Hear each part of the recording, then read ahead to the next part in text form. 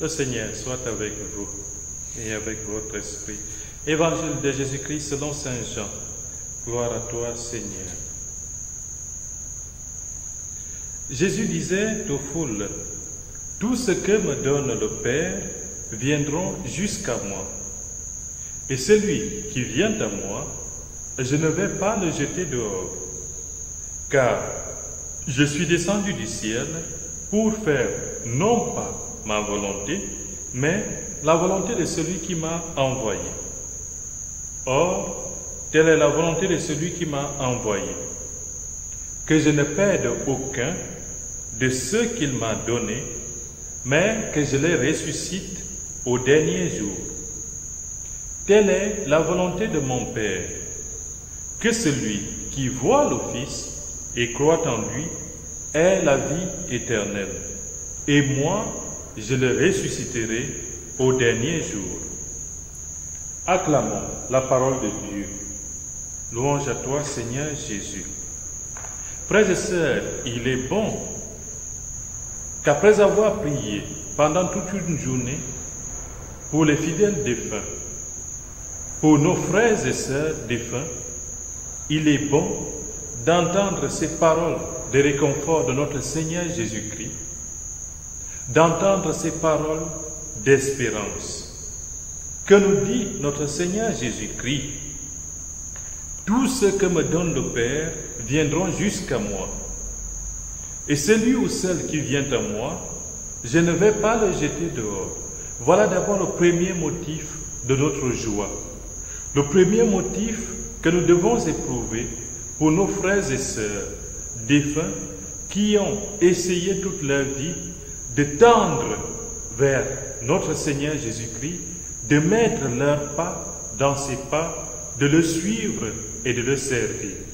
Si nos frères et sœurs que nous fêtons aujourd'hui, si ces frères pour qui nous prions aujourd'hui ont réellement suivi le Christ, nous n'avons pas de motif d'être tristes, même lorsque nous commémorons les fidèles défunts.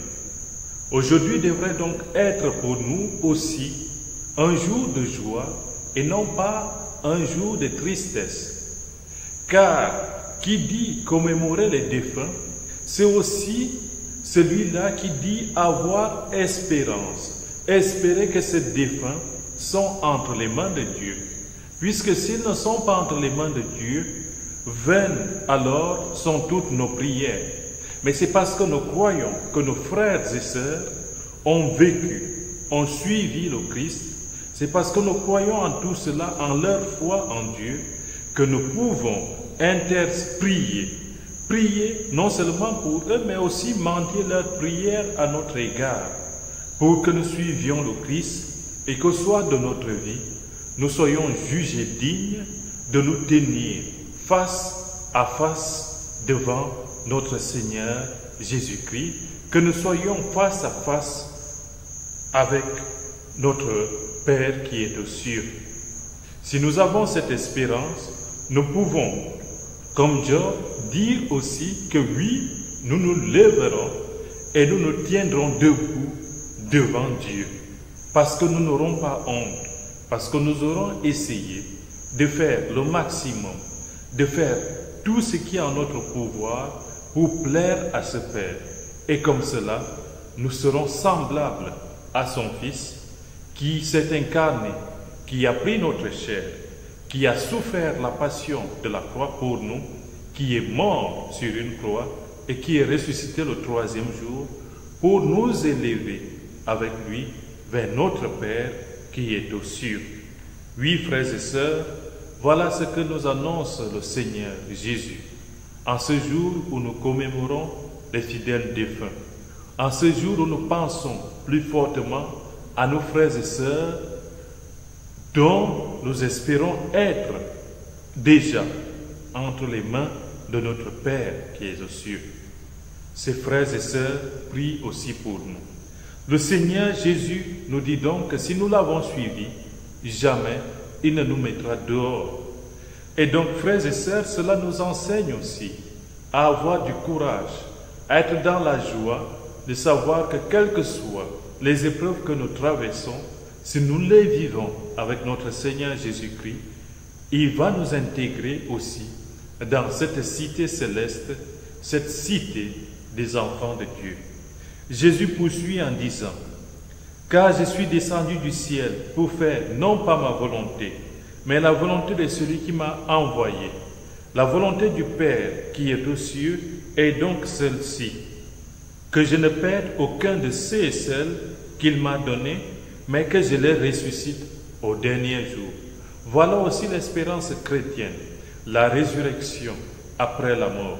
Nous croyons en cela, et les frères et sœurs que nous commémorons aujourd'hui, ce ne sont pas d'abord des morts, frères et sœurs, ce sont des frères et sœurs qui sont vivants, vivant d'une autre vie et qui se tiennent devant la face du Seigneur, qui se tiennent face à notre Seigneur Jésus-Christ et qui, je l'espère, ont déjà eu cette bonne nouvelle de notre Père, cette bonne nouvelle de notre Seigneur Jésus-Christ qui leur a déjà dit, « Venez, les bénis de mon Père, recevez en héritage le royaume qui vous a été destiné depuis la création du monde. » Oui, comme le dira Jésus dans les évangiles, « J'avais faim et vous m'avez donné à manger durant cette vie, j'avais soif et vous m'avez donné à boire, j'étais nu et vous m'avez vêtu, j'étais prisonnier, vous êtes venu me visiter, j'étais malade, vous êtes venu me rendre visite.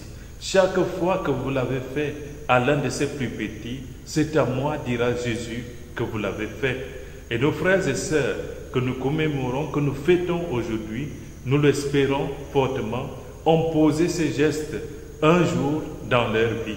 Ils ont donné à manger à quelqu'un qui avait faim, ils ont donné à boire à quelqu'un qui avait soif, ils ont vêtu un pauvre, un enfant qui était nu, etc.